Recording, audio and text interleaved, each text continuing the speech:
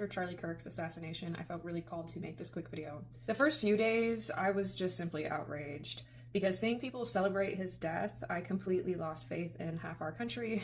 It really felt like humanity had just disappeared. And I know I'm not the only one who has been feeling that way. I have some time to really breathe and take a look at the whole picture.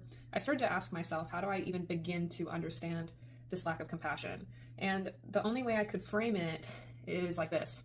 If I saw a headline that for instance, a child predator or abuser had been murdered, I still wouldn't celebrate it, but I also, to be honest, I wouldn't feel much empathy for it either, because my compassion would be completely gone in that scenario.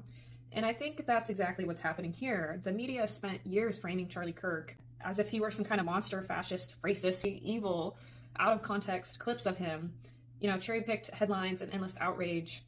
Because once they make people see someone through that lens, that empathy shuts down. People don't feel like they're cheering on a murder, per se.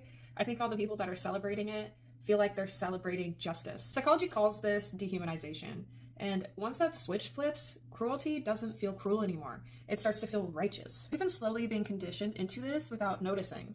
Outrage is really addictive. Every shocking headline gives us a rush of dopamine and cortisol, so we keep scrolling. But over time, outrage has become part of so many people's identity and tribe. Add that to the context, exposure to violent rhetoric, for instance, how celebrities have been joking about beating up opponents, blowing up the White House, or, even assassinating a president, and none of this has been condemned over the years. It's been cheered and replayed and turned into content for clicks. That's how it's been for a long time now, and that's classical conditioning.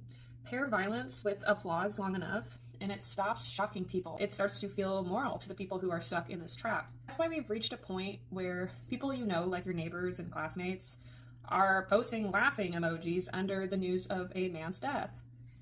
Yes, some of these people are just nasty, yes, but I think a lot of them are trapped in this loop where they think they're being really virtuous. They think they're fighting evil when really they've been programmed into mistaking hate for morality. That's why I choose to believe that half this country is not doomed or demonic. I think a lot of people are just stuck in this conditioning, and I want to say that if hate can be learned, I want you to hold on to hope that empathy can be eventually learned too. So overall, what can we do about it? I would just encourage everybody to take a step back, diversify your news instead of just living in one echo chamber. Stop binging violent entertainment that keeps you desensitized, like serial killer documentaries. Stop falling asleep to that. Take breaks from doom scrolling so that we're not constantly feeding our brains outrage, and practice rehumanizing people, even the ones we disagree with. At the end of the day, the real divide isn't left versus right, even though that's the way it's still being framed in the media right now. It's light versus darkness, and every one of us, every single day, has to choose which side we're feeding.